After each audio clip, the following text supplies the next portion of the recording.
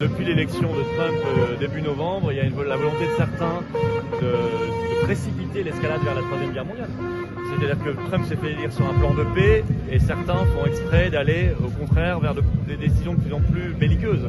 Et on se dit qu'on ne joue pas avec la guerre, on ne joue pas avec ce genre de choses, on n'est pas dans un jeu vidéo.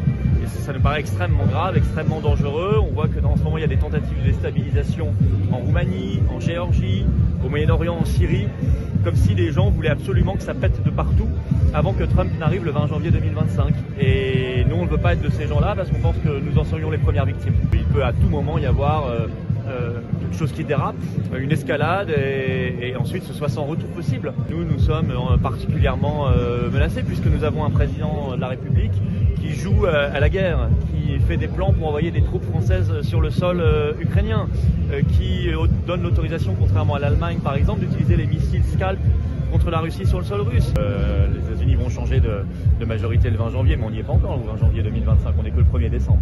Donc il faut faire attention. Et ce sont des gens qui sont prêts à toutes les provocations, des opérations sous faux drapeau, des provocations. En ce moment, ce qui se passe en Géorgie me paraît extrêmement louche, en Roumanie aussi. Et les djihadistes qui débarquent d'un coup en Syrie, ça paraît très très louche aussi.